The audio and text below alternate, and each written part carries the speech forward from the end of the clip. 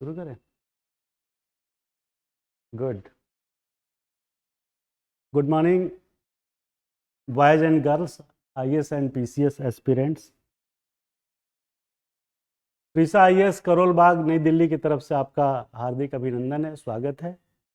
और हमारी दुआएं हैं, हमारी शुभकामनाएं हैं कि आप हमारी कोचिंग ज्वाइन करें, जिससे आप 100% सिलेक्शन की गारंटी लें और सेलेक्ट हो। तो रणनीति के बारे में मैं पहले भी एक बार बता चुका हूँ, उसी को थोड़ा आगे मैं बढ़ाता हूँ। चूँकि अभी BPSC, Bihar public service commission, चाहे राजस्थान एडमिनिस्ट्रेटिव सर्विस, सबके जो सिलेबस है लगभग कॉमन है, 80% कॉमन है।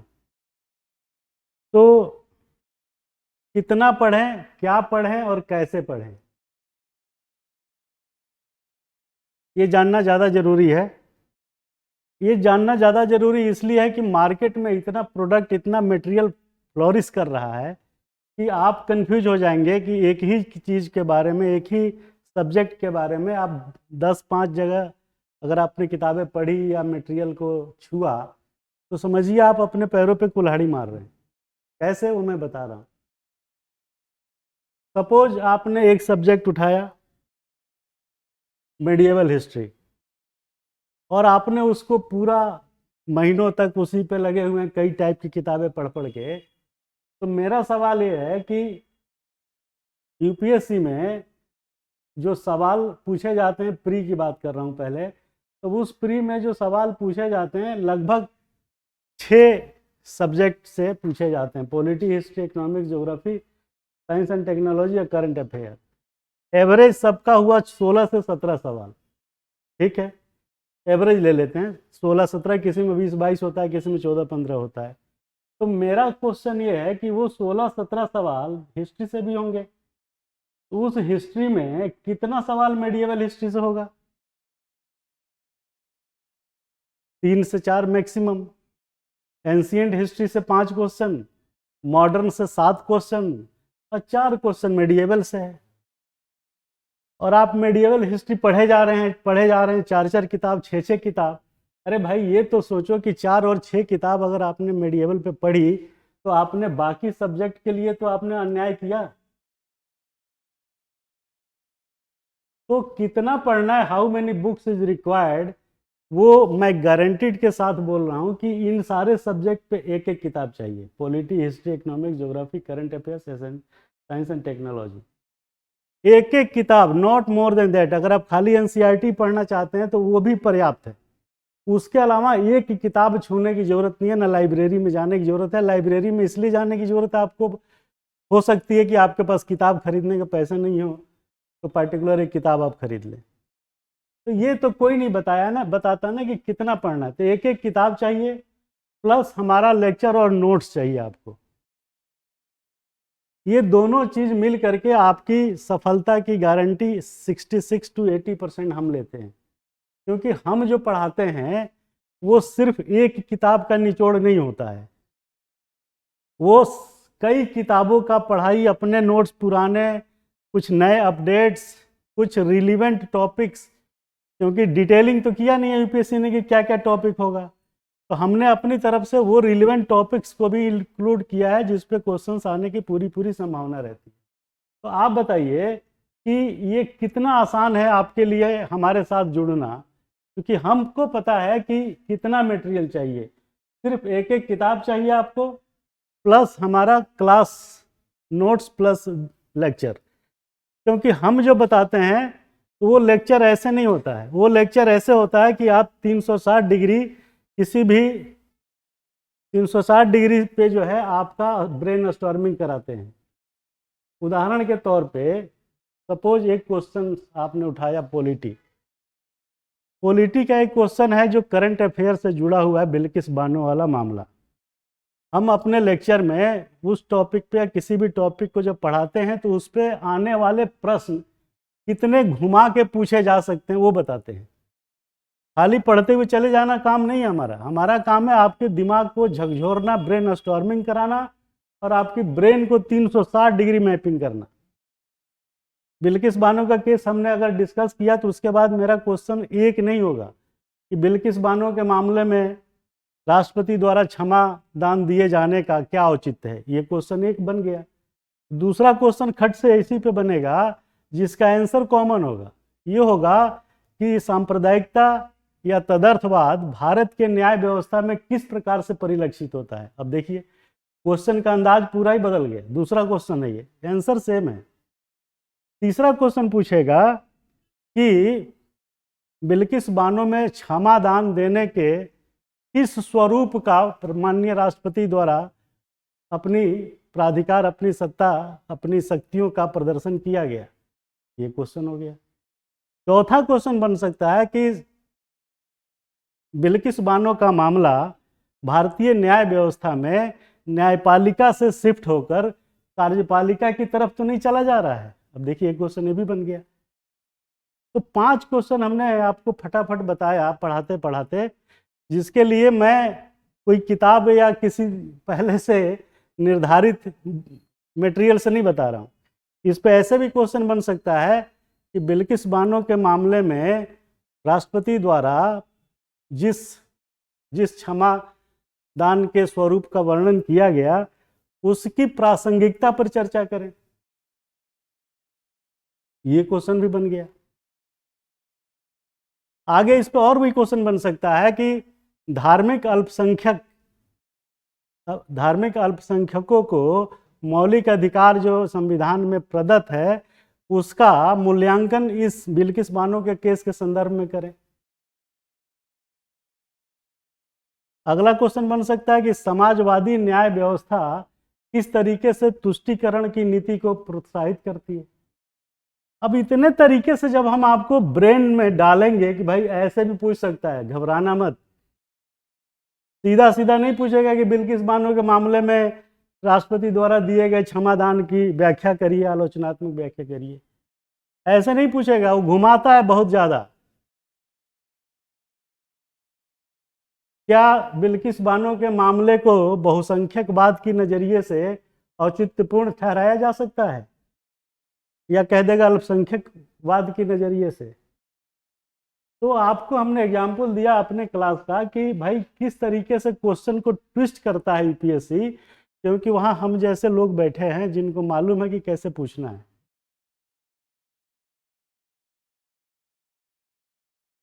तो इस तरीके से क्वेश्चन जो है फ्रेम हम करते हैं, और आपको सही टीचिंग जिसे कहना चाहिए, ट्यूटरिंग कहना चाहिए, मेंटरिंग करना चाहिए, वो देते हैं। किताब में तो सब लिखा ही हुआ है, लेकिन आप इस तरीके से नहीं सोच सकते, ये मेरा दावा है। क्योंकि इसीलिए आप फेल हो जाते हैं, क्योंकि आप इस तरीके से सोचते नहीं। दूसरी चीज़ जो हमारे क्लास की खासियत है वो ये है कि ये बुक्स तो मिटा देते हैं, क्योंकि ये कितना चाहिए वो मैंने आपको बताया कि एक एक किताब चाहिए। हाँ, एक कोई भी न्यूज़पेपर, और उस न्यूज़पेपर में भी एडिटोरियल और कॉलम वाला कॉलम, बाकी पूरा न्यूज़पेपर बेकार है।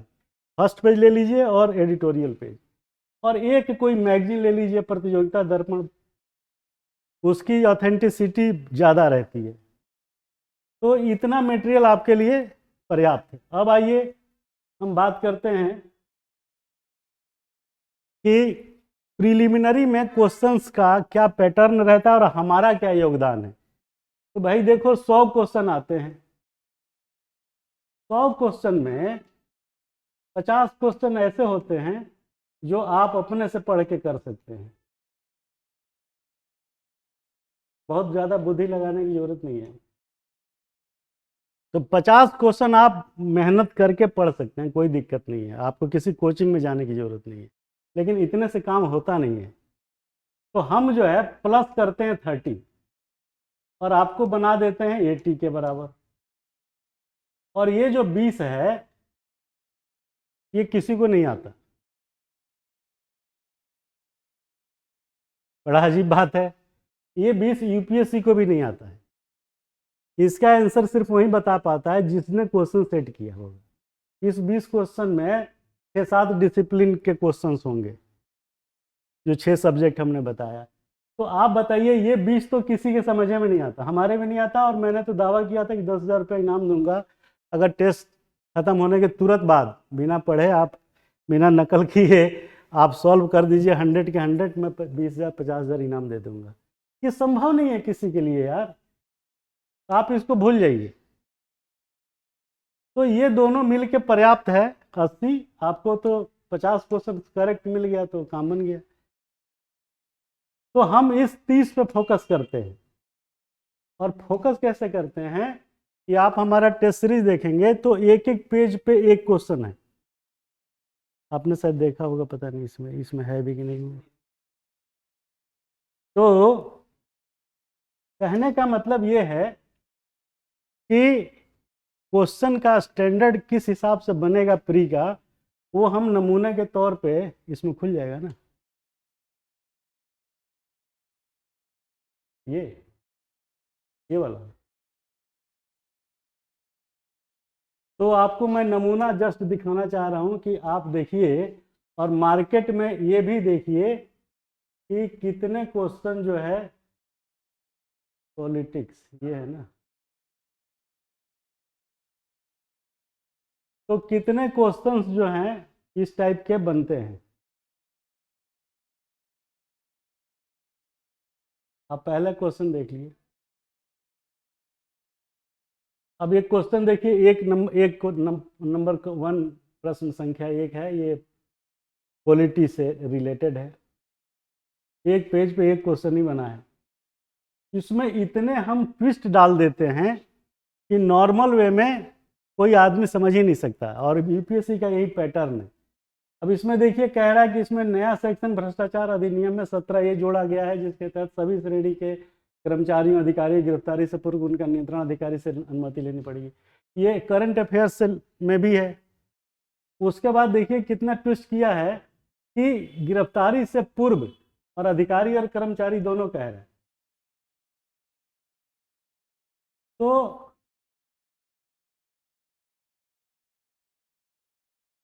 ये सब चीज़ें जो है नया ऐड हुई है, पहले सिर्फ अधिकारी था। मैं सिर्फ दिखाना चाह रहा हूँ कि आप ट्विस्टिंग देखिए क्वेश्चन की, इसमें कितने ट्विस्ट है ये देखिए।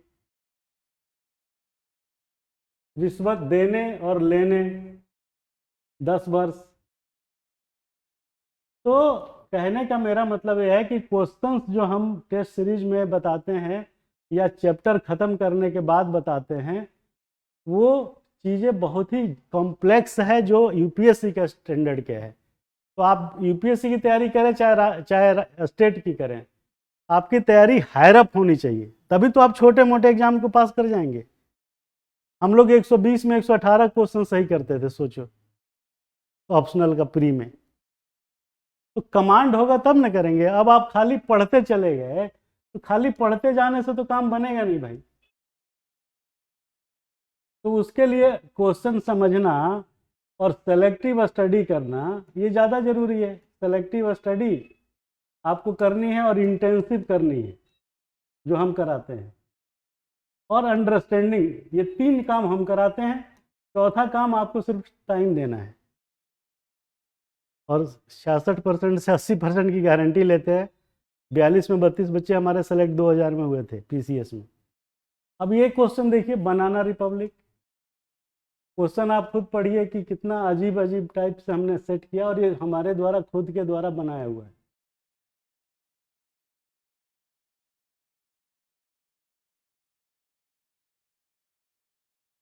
तो मेरा मतलब समझाने का आपको सिर्फ इतना है कि ऐसे कोई पढ़ाता नहीं है।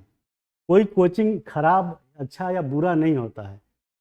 सबको सब कुछ ज़्यादा आता है, हमसे भी बहुत ज़्यादा नॉलेज हो सकती है उसको, इसमें कोई दो राय नहीं है। लेकिन आपको थीसिस थोड़े ना लिखनी है, पीएचडी थोड़े ना करनी है। हम एक जगह लिखे हैं कि we don't make professor, we make bureaucrats. तो आपको हम बताएंगे ना कैसे पढ़ना है। अब आप पूरी किताब की दुनिया में चले गए तो आप फंस गए उस ट्रैप में। तो कृपा करके आप उस ट्रैप में न फंसे, ये मेरा सुझाव है। तो पहले हमने बताया कि प्री के लिए कितना मटेरियल और मेंस के लिए भी वो कॉमन है, वो अलग अलग नहीं है। तो कितनी किताब चाहिए आपको प्री और मेंस में, ये बताया हमने। दूसरा बताया हमने कि रणनीति क्या होना चाहिए, सेलेक्टिव और इंटेंसिव। और ये दोनों चीज़ कैसे आएगी, जब हम समझाएंगे कि देखो इस चीज़ को, जैसे एग्जाम्पल दिया बिल्किस बानो। तब होगा। और इसी में एक लास्ट चीज ऐड करता हूँ, ऐसे का जो बिहार पीसीएस में नया आ गया। आपको हर पीसीएस हर आईएएस देना चाहिए, कम से कम 4-5 स्टेट का पीसीएस तो देना ही चाहिए।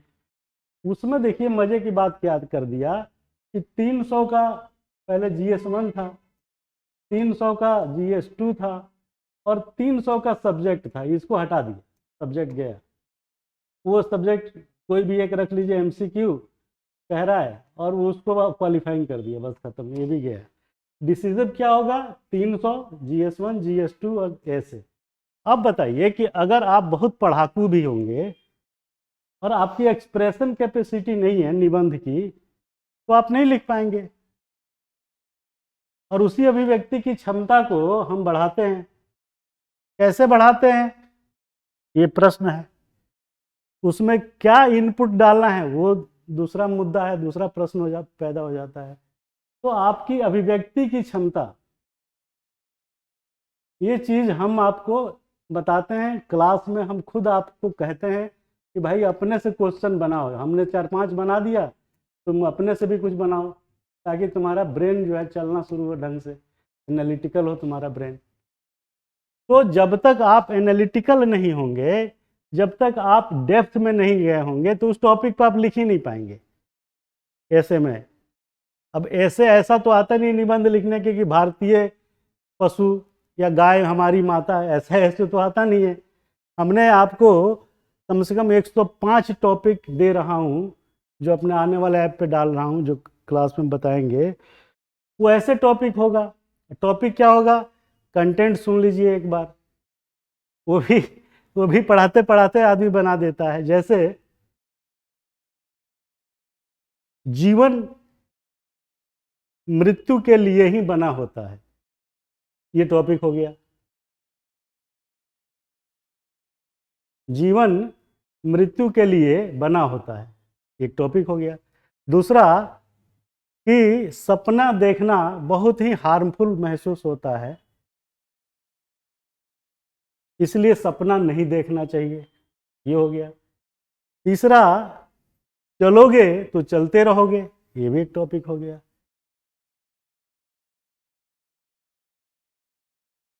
और आपके लिए और भी टॉपिक दिमाग में आ रहा है। जैसे ये हो सकता है कि गरीबी केवल अभिशाप नहीं है, एक मन की अवस्था है, ये भी क्वेश्चन, ये भी एक हेडिंग बन गया। जहां नारी की पूजा होती है वहां देवताओं का निवास होता है। महिला विमेंस क्या थी, हमारे देश की महिलाएं क्या थी, क्या हो गई और आगे क्या होंगी, ये टॉपिक है। अब जब हम इस टाइप के टॉपिक आपको बनाएंगे, जिसमें आपको सोचना पड़ेगा कि ये कहना क्या चाह रहा है इस हेडिंग के थ्रू।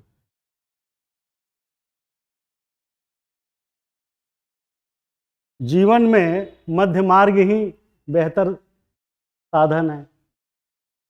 तो ये आदमी खड़े खड़े लेक्चर देते देते आपको उसी कंसेप्ट को 10 तरीके से हम बताते हैं, और फिर उसका आंसर या निबंध लिखने के तरीके बताते हैं कि लिखना क्या है।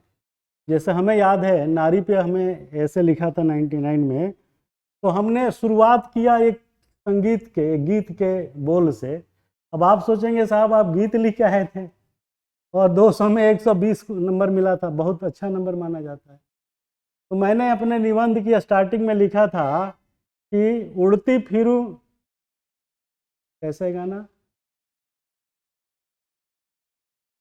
हाँ, पंछी बनूं उड़ती फिरूं मस्त गगन में, आज मैं आज़ाद हूँ दुनिया की चमन में। और उसके बाद पैरा चेंज करके लिखा कि शायद ये किसी कवि की कोरी कल्पना रही होगी, परंतु इसका यथार्थ आज के समाज में परिलक्षित होता है। हम आपको शब्द पे ध्यान देने की भी बात करते हैं। आप तत्सम शब्द भले ज़्यादा न लिखें, लेकिन शुद्ध हिंदी लिखें, सद्भव लिखें, देशज न लिखें, जो बोलियां होती हैं उसमें मत जाइए। तो अब ये सेंटेंस आपको लिखना होगा। शुरू के 5 लाइन आपने अच्छा लिख दिया इस टाइप से, की परिलक्षित होती है और हमारे देश क्या पूरे विश्व की महिलाएं, विश्व की नारी आज अपने उस मुकाम पे पहुंची है, उर्दू के शब्द भी यूज कर सकते हैं, जहां जहां जाने की कल्पना हम लोग नहीं कर पा रहे थे। यह एक आशातीत परिवर्तन है जो समाज में महिलाओं के प्रति लैंगिक भेदभाव को धूमिल करने में अपनी योगदान प्रदर्शित कर रहा है। तो हम आपको इतना चीज़ बताएंगे तो आपको पल्ले पड़ेगा ना कि यार क्या लिखना है। आपका तो हाथ पाँव फूल जाएगा कि शुरुआत कहाँ से करें। और यकीन मानिए उस ऐसे का जो भी 3000 वर्ड है, तो आप क्या समझते हैं कि कोई कोई कोई एग्जामिनर 3000 वर्ड पढ़ता है? अरे भाई पगला जाएगा एग्जामिनर भी। वो सारा इंप्रेशन पहले पेज से हो जाता है उसका। हम लोग भी तो कॉपी चेक करते हैं किसी एग्जाम की, और ऐसे लिखना है 3000 में या कोई भी आंसर, तो भैया ये आंसर इतना लिख दिए, कोई नहीं पढ़ता यहाँ से लेके यहाँ तक। पढ़ता कितना है? पहला पेज, बीच में से थोड़ा सा आंखों से पढ़ लेता है, स्कैन कर लेता है, और नीचे का लास्ट पेज, खत्म। तो जो मैंने बताया कि क्या लिखना चाहिए, आप तो कहेंगे अरे साहब आप गीत लिखने की बात कर रहे हैं, फिल्मी गीत हो भी। It shows your creativity, it shows your fundamentalistic approach, मौलिकता को बताता है, आपके सोच को बताता है, आपके अंदाज को बताता है, आपके परिकल्पना को बताता है, आपके एटीट्यूड को रिफ्लेक्ट कर देता है। ये चीज़ वो ज़रूर कहेगा कि बड़ा जो है मेलोडियस आदमी है, बहुत ही प्रेमी श्रृंगार रस का आदमी है, ये शासन सही चलाएगा। अब आप वीर रस में लिखने लगे कि कहाँ महिलाओं के साथ भेदभाव है, आज भी तो राज कर रही हैं। वीर रस में गए तो आप गए, क्योंकि वो एग्जामिनर है, वो बूढ़ा एग्जामिनर है, उसको सब मालूम है कि आपकी एक लाइन बोलने से, लिखने से वो समझ जाता है कि आपका एटीट्यूड क्या है।